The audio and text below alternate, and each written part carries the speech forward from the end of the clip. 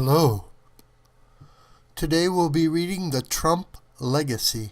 Easy riders and the rest of the world have been put on a polite notice. Everyone thinks they know Donald Trump. This is an opinion piece by the Washington Times, March 21st, 2017. Donald Trump's greatest legacy, it's not too soon to speculate, is likely to be the end of dependency of the rest of the world on the United States. This peculiar relationship was itself a legacy of World War II.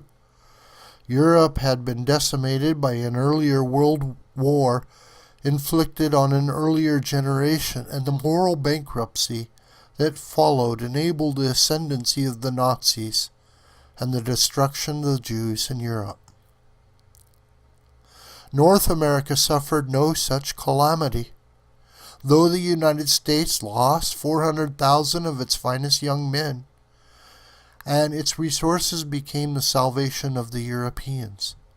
The Marshall Plan rebuilt Europe with stunning speed in the decade that followed the war, and had the further good effect of contributing to the post-war American economy. The long-delayed struggle for the civil rights of the descendants of slaves was part of the post-war recovery, and two bitter and inconclusive wars in Korea and Vietnam sharpened the political discussion, but had little negative impact on the nation's economy. Agreements between the United States on the one hand and the Europeans and Japan and South Korea on the other came to be written with generous, even concessionary terms from the Americans.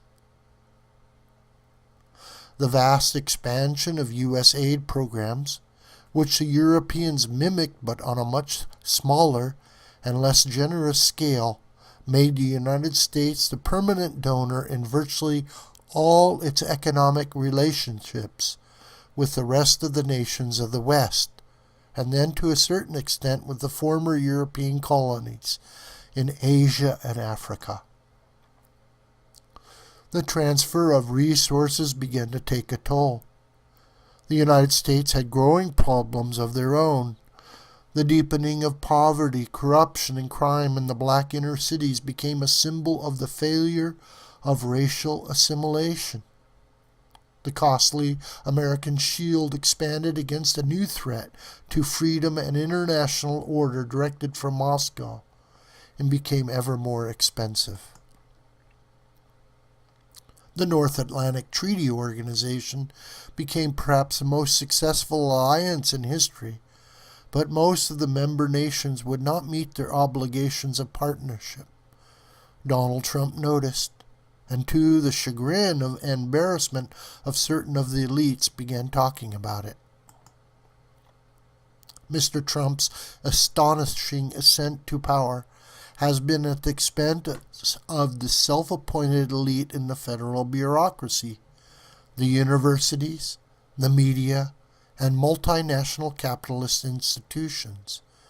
His nostrums will no doubt be diluted by the hold these institutions retain on the levers of power, but not Mr. Trump's reconfiguration of old debts. He asserts that the United States has a right to take its own measure of resources according to its abilities, and to hold and exploit them. There is a clear implication that no longer will America, as a big fat donor of the post-war period, continue to make a disproportionate concession in every economic and political negotiation. For many, not only the pampered Europeans and Asians, but for their allies in the United States, this looks like an explosion of unacceptable American nationalism, even chauvinism, but it's likely that the disproportionate Trump strength in flyover country, as distinguished from the elite's grip on power points in New York, Los Angeles, and Boston, will carry the day. His own personality and dash, even when it leads to errors of fact and bombast, will play an invigorating role. Calvin Coolidge, perhaps most lackluster of all the presidents of the 20th century, said that the business of the United States is business. But 250 years would go by until an actual businessman would become the leader of the nation. With his background in business, where for many years he avoided elective politics, Mr. Trump has begun to define the presidential role in a new way. The impact on the world as well as the United States will be enormous and long-lasting. This is what most infuriates the elites. This video is a production of the School of the White Crane. My name is John Brooker.